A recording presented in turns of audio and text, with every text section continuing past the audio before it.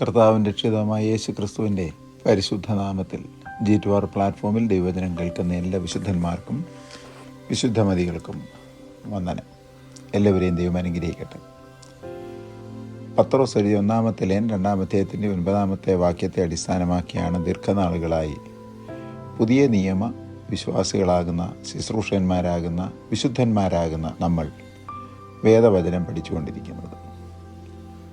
അറിയുന്നതിൽ നിന്ന് അറിയാത്തതിലേക്കും, അറിയുവാനിരിക്കുന്നതിലേക്കും, ദൃശ്യമായതിൽ നിന്ന് അദൃശ്യമായതിലേക്കും, ഇതുവരെ വെളിപ്പെടുത്തപ്പെട്ടിട്ടില്ലാത്തതിലേക്കും, സ്പാർശനീയമായതിൽ നിന്ന് ഇതുവരെ സ്പാർശനീയമായിട്ടില്ലാത്ത വിഷയത്തിലേക്കും, അത്ഭുതങ്ങളിലേക്കും ഉള്ള ഒരു പഠന പരമ്പരയാണിത്.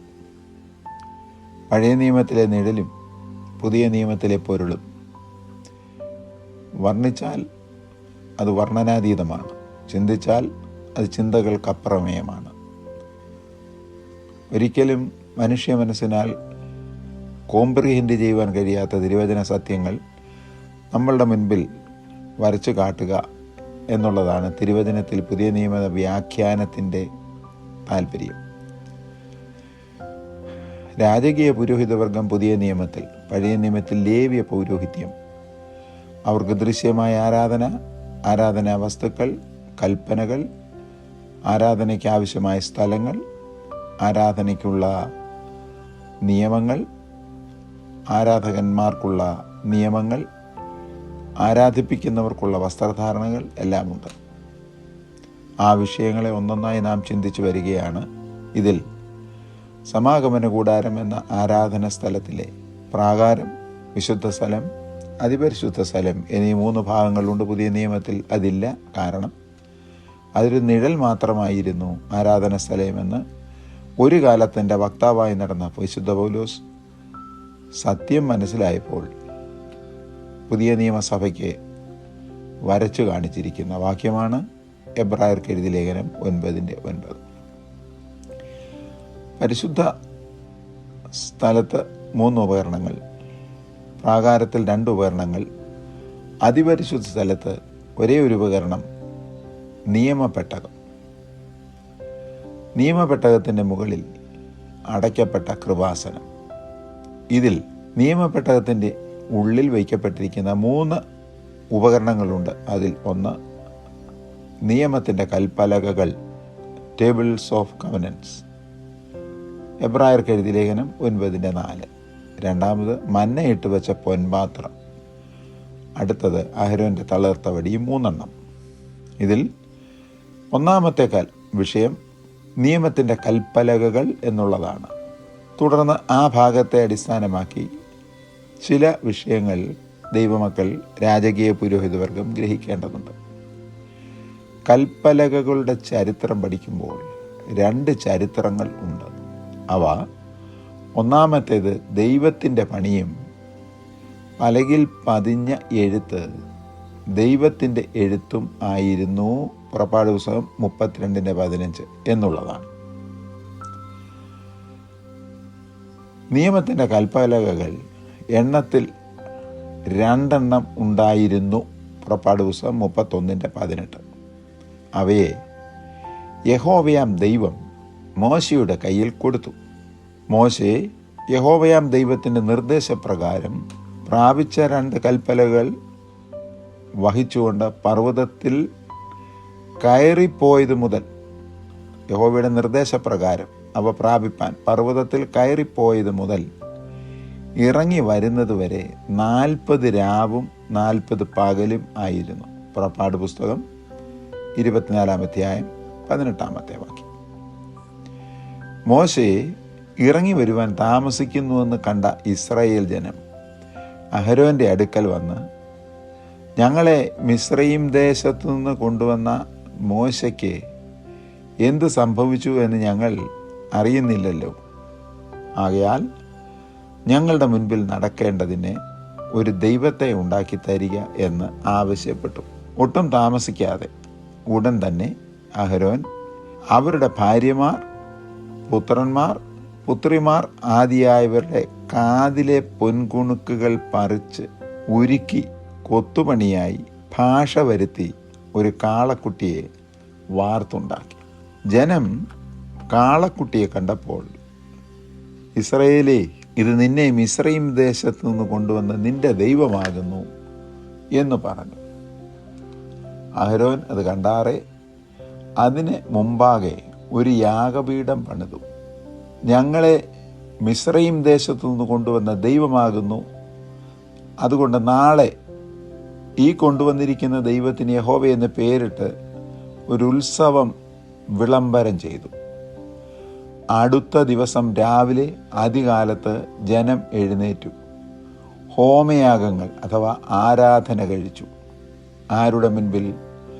അഹരോന്റെ ബുദ്ധിയാൽ വാർത്തുണ്ടാക്കിയ തങ്ക കാളക്കുട്ടിയുടെ മുൻപിൽ. അതിൻ്റെ മുൻപിൽ സമാധാനയാഗങ്ങൾ നടത്തി എന്ന് പറഞ്ഞാൽ സ്വസ്ഥത പ്രഖ്യാപിച്ച്, അയ്യോ സമാധാനമായി, മിസ്രയീമിലെ അടിമത്വവും ചെങ്കൽ ചോളയിലെ ജോലിയുമൊക്കെ തീർത്ത ശേഷം ദൈവം ഞങ്ങളെ മരുഭൂമിയിൽ കൊണ്ടുവന്നു, സ്വസ്ഥത നൽകിയതുകൊണ്ട് സമാധാനയാഗങ്ങൾ അർപ്പിച്ചു. എന്നിട്ട് അടുത്ത ഭാഗത്ത് എഴുതിയിരിക്കുന്നത്, ആരാധനയും യാഗങ്ങളും കഴിച്ച ശേഷം ജനം ഭക്ഷിപ്പാനും കുടിപ്പാനും ഇരുന്നു, കളിപ്പാൻ എഴുന്നേറ്റു. പുറപ്പാട് ദിവസം 32:1 മുതൽ 7 വരെയുള്ള വാക്യങ്ങൾ. താഴ്വരയിൽ ഇത് നടക്കുമ്പോൾ യഹോവ മോശയോട്, നീ ഇറങ്ങി ചെല്ലുക, നീ മിസ്രയീം ദേശത്ത് നിന്ന് കൊണ്ടുവന്ന നിന്റെ ജനം തങ്ങളെ തന്നെ വഷളാക്കിയിരിക്കുന്നു. ഞാൻ അവരോട് കൽപ്പിച്ച വഴി അവർ വേഗത്തിൽ വിട്ടുമാറി. ഒരു കാളക്കുട്ടിയെ വാർത്തുണ്ടാക്കി നമസ്കരിച്ചു, അതിന് യാഗം കഴിച്ചു.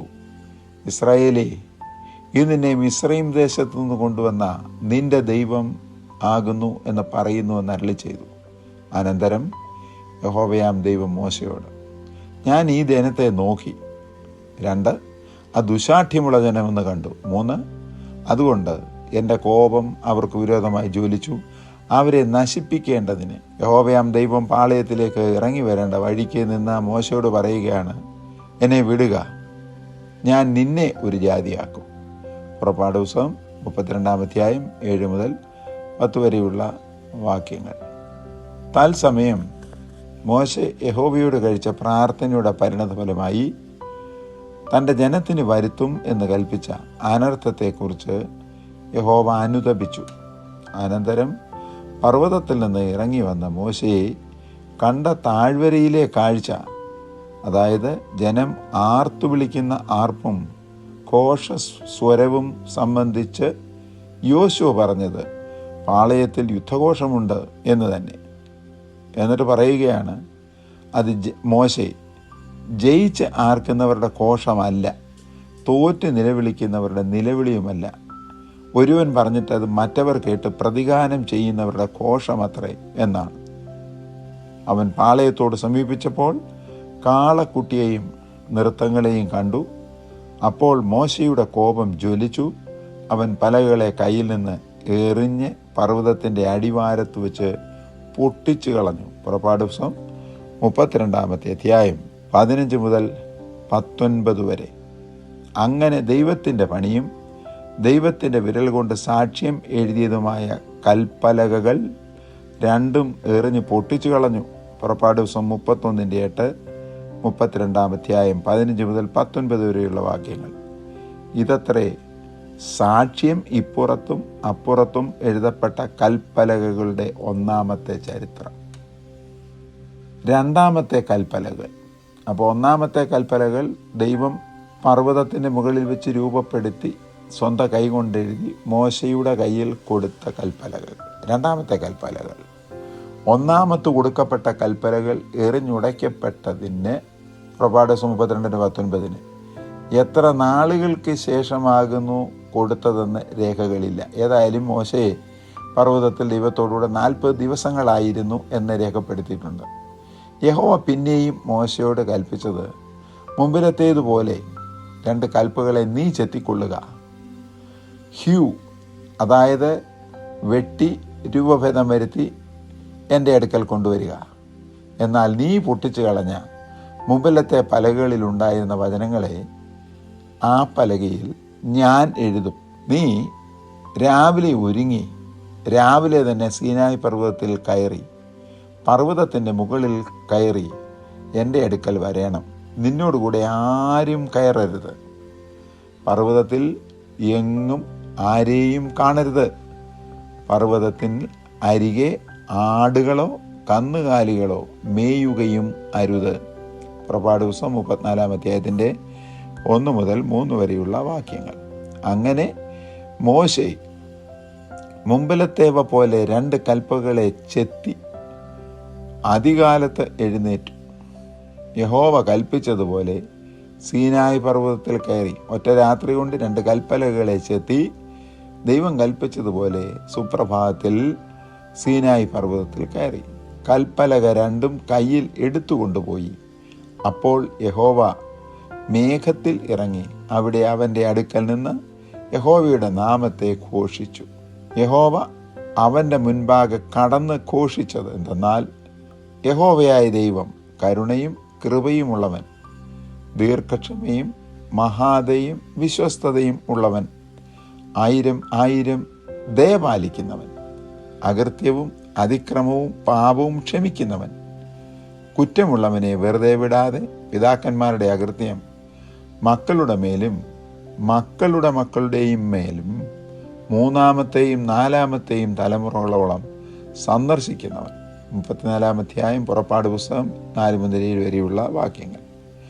മുകളിൽ കണ്ട വചനങ്ങൾ മാത്രമല്ല, തുടർന്ന് 34 അധ്യായം 8 മുതൽ 27 വരെയുള്ള വാക്യങ്ങൾ യഹോവ തന്നോട് കൽപ്പിച്ച വചനങ്ങൾ യഹോവ അതിൽ എഴുതി. പുറപ്പാട് 34-27. അനന്തരം യഹോവ മോശയെ കൊണ്ടുവന്ന കൽപ്പലകകളുടെ ഇരുപുറത്തുമായി മുമ്പിലത്തെ കൽപ്പലകകളിൽ എഴുതിയിരുന്ന 10 കൽപ്പനകളെ, അതായത് നിയമത്തിൻ്റെ വചനങ്ങളെ എഴുതി മോശയുടെ കയ്യിൽ കൊടുത്തു. പുറപ്പാട് പുസ്തകം 34 അധ്യായം 28 29 വാക്യങ്ങൾ. ഇതത്രേ 2-ാമത്തെ കൽപ്പലകകൾ. 1-ാമത്തേത് യഹോവ രൂപം വരുത്തി യഹോവ സ്വന്തം വിരലുകൾ കൊണ്ടെഴുതി മോശയുടെ കയ്യിൽ കൊടുത്ത കൽപ്പലകകൾ. ആ കൽപ്പകൾ സ്വർഗത്തിൽ നിന്ന് കൊണ്ടുവന്നതാകുന്നുവോ അതോ പർവ്വതത്തിൽ നിന്ന് രൂപപ്പെടുത്തിയതാകുന്നുവോ എന്ന് രേഖപ്പെടുത്തിയിട്ടില്ല. എന്നാൽ 2-ാമത്തേതാകട്ടെ പർവ്വതത്തിൻ്റെ അടിവാരത്ത് നിന്ന് രാത്രി കൊണ്ട് രൂപപ്പെടുത്തി സുപ്രഭാതത്തിൽ മുകളിൽ കൊണ്ടുപോയി 40 ദിവസം അവിടെ ഇരുന്ന് ദൈവവചനം വീണ്ടും കേട്ട് യഹോവയുടെ കയ്യാലും വിരലുകളാലും എഴുതപ്പെട്ട കൽപ്പലകകൾ. ആ കൽപ്പലകളെ സംബന്ധിച്ചാണ് തുടർന്നും നമ്മൾ പഠിക്കുന്നത്. വിഷയം വ്യക്തമായി എന്ന് തോന്നുന്നു. 2 തവണയായിട്ടാണ് കൽപ്പലകളുടെ ചരിത്രം എഴുതിയിരിക്കുന്നത്. ഒന്ന് ദൈവം ഉണ്ടാക്കി രൂപപ്പെടുത്തി ദൈവം എഴുതി മോശയുടെ കയ്യിൽ കൊടുത്തതും അത് ജനത്തിൻ്റെ വിഗ്രഹാരാധനയുടെ ഫലമായി പർവ്വതത്തിൻ്റെ അടിവാരത്ത് പൊട്ടിക്കപ്പെട്ടതും. 2-ാമത്തേത് മോശയെ വെട്ടി ദൈവസന്നിധിയിൽ കൊണ്ടുകൊടുത്ത് ദൈവം എഴുതിയതുമായ കൽപ്പലകൾ. കൽപ്പലകയും ദൈവപുത്രനും എന്നുള്ള വിഷയത്തെക്കുറിച്ച് അത്യല്പമായി ഒന്ന് ചിന്തിക്കാം. Table of stones and the son of God. നമ്മൾ നിഴലിൽ നിന്ന് പൊരുളിലേക്കും ദൃശ്യമായതിൽ നിന്ന് അദൃശ്യമായതിലേക്കും യാത്ര ചെയ്യുകയാണല്ലോ. ദൈവപുത്രന് വിശുദ്ധ തിരുവചനത്തിൽ തൻ്റെ അത്ഭുത പ്രവൃത്തികളെ അടിസ്ഥാനപ്പെടുത്തി ഏകദേശം 101 വിശിഷ്ടമായ അലങ്കാര നാമങ്ങൾ നൽകപ്പെട്ടിട്ടുണ്ട്. അവയിൽ ചിലത് മാത്രം. 1, സ്ത്രീയുടെ സന്തതി, seed of the woman. Greek ഭാഷയിൽ സീഡ് എന്നുള്ളതിന് സ്പെർമ, SPERMA, വിത്ത് എന്നും ജനസ് എന്നും പറയുന്നു. ഉൽപ്പത്തി പുസ്തകം 3:15.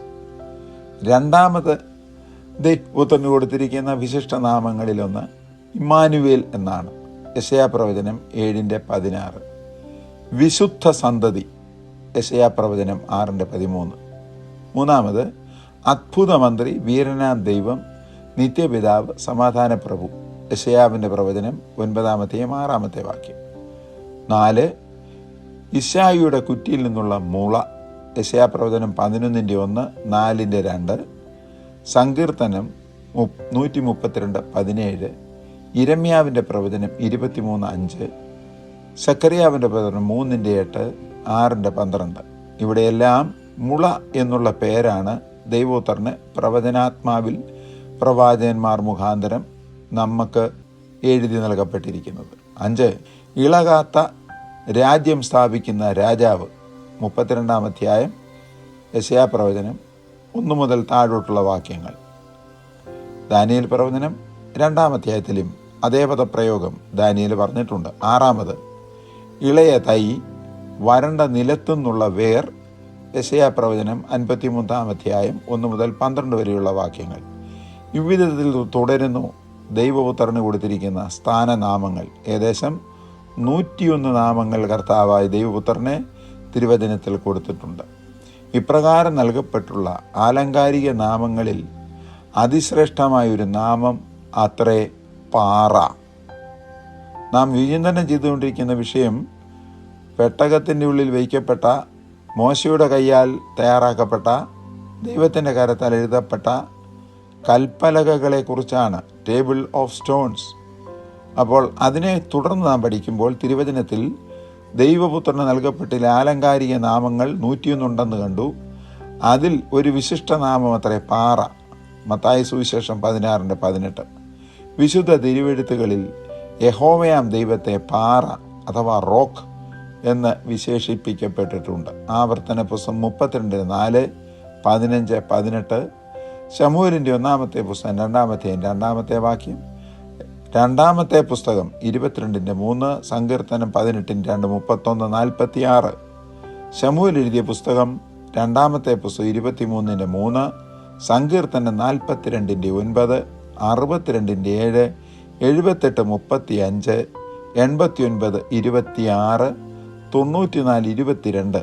യെശയ്യാ പ്രവചനം 17:10, 26:4. ഇങ്ങനെ പോകുന്നു ആ ആലങ്കാരിക നാമത്തെ സംബന്ധിച്ചുള്ള വാക്യങ്ങൾ, ഒത്തുവാക്യങ്ങൾ. ഇങ്ങനെ മുകളിൽ പറയപ്പെട്ട വചനത്തിൻ്റെ ആധാരവാക്യങ്ങൾ സാധിക്കുമെങ്കിൽ വായിച്ച് തിട്ടപ്പെടുത്തണം എന്ന് അഭ്യർത്ഥിക്കുന്നു. യഹോവയാം ദൈവം ശാശ്വത പാറ, എവർലാസ്റ്റിംഗ് റോക്ക്, എവർലാസ്റ്റിംഗ് സ്ട്രെങ്ത് എന്നീ നാമവിശേഷങ്ങളാണ് ദൈവപുത്രന് കൊടുത്തിരിക്കുന്നത്. ആ വിധത്തിൽ രേഖപ്പെടുത്തപ്പെട്ടിരിക്കുമ്പോൾ ആ ശാശ്വതവാനായ വേറൊരു പാറയുണ്ടെന്നും അവനിൽ ആശ്രയിക്കണമെന്നും തിരുവചനത്തിൽ നമ്മോട് പ്രബോധിപ്പിക്കുന്നു. യെശയ്യാവിൻ്റെ പ്രവചനം 26:3. പൊരുളായ ദൈവപുത്രൻ എന്ന യേശുക്രിസ്തുവിൻ്റെ നിഴലായ ദൃശ്യവും അദൃശ്യവുമായ അത്ഭുത പ്രവൃത്തികൾ പഴയ നിയമ ചരിത്രത്തിലുടനീളം നമുക്ക് കാണുവാൻ സാധിക്കുന്നുണ്ട്. അവയിൽ ചിലത് തുടർന്ന് ദയവായി ഒന്ന് ശ്രദ്ധിക്കുക. 1. ദൈവജനമായിരുന്ന ഇസ്രായേൽ ജനത്തിന് അവരുടെ മരുവാസ കാലമായിരുന്ന 40 ദീർഘ സംവത്സരങ്ങൾ. മഴയില്ല, മഞ്ഞില്ല, മഴ പെയ്യുന്നതിന് സാധ്യവുമില്ല. ആ മരുഭൂമിയിൽ 40 ദീർഘവർഷങ്ങൾ ദാഹശമനം, മറ്റ് ജലാവശ്യങ്ങൾ നിവർത്തിച്ചു കൊടുക്കുവാൻ സീനായ് മരുഭൂമിയിൽ രഫീദീമിൽ ഹോരേബ് പർവ്വതത്തിൽ സ്ഥിതി ചെയ്തിരുന്ന പാറ ദൈവപുത്രൻ്റെ ആലങ്കാരിക നാമത്തിൽ ഒന്നാണ്. ആട്ടിടയനായിരുന്ന മോശയുടെ കയ്യിലിരുന്ന ഇടയൻ്റെ വടി കൊണ്ടുള്ള അടിയാൽ ജലം പുറപ്പെടുവിച്ച പാറ. അവിടെ ജലം പൊട്ടിപ്പുറപ്പെട്ടെന്നാണ് എഴുതിയിരിക്കുന്നത്. പുറപ്പാട് പുസ്തകം 11 മുതൽ 7 വരെയുള്ള വാക്യങ്ങൾ വായിച്ചാൽ മതി. 17-ാം അധ്യായം 1-ാം വാക്യം മുതൽ 7-ാമത്തെ വാക്യം വരെ. അടുത്തതായി അവരുടെ യാത്രയുടെ 1-ാം മാസം സീൻ മരുഭൂമിയിൽ എത്തിയപ്പോൾ കുടിവെള്ള പ്രശ്നം ഉണ്ടായി. സംഖ്യാപുസ്തകം 20:1 മുതൽ 5 വരെയുള്ള വാക്യങ്ങൾ. സീൻ മരുഭൂമിയിലെ കാദേശ് മരുഭൂമിയിൽ വെച്ച് കുടിവെള്ള പ്രശ്നം പരിഹാരത്തിനായി അവിടെ ഉണ്ടായിരുന്ന വേറൊരു പാറ, റോക്ക്. ആ പാറയോട് സർവ്വജനത്തെയും കൂട്ടി വരുത്തി അവരെ സാക്ഷിയാക്കി പാറയോട് കൽപ്പിക്കുക മാത്രം ചെയ്യുക എന്നാണ് പറഞ്ഞത്. അപ്പോൾ പാറയിൽ നിന്ന് അവർക്ക് ആവശ്യമായ വെള്ളം പുറപ്പെടുവിച്ച് ജനത്തിനും അവരുടെ കന്നുകാലികൾക്കും കുടിപ്പാൻ ആവശ്യാനുസരണം വെള്ളം പുറപ്പെടുമെന്ന് യഹോവയാകുന്ന ദൈവം അരുളി ചെയ്തു. സംഖ്യാപുസ്തകം 20-ാം അധ്യായം 6 മുതൽ 8 വരെയുള്ള വാക്യങ്ങൾ.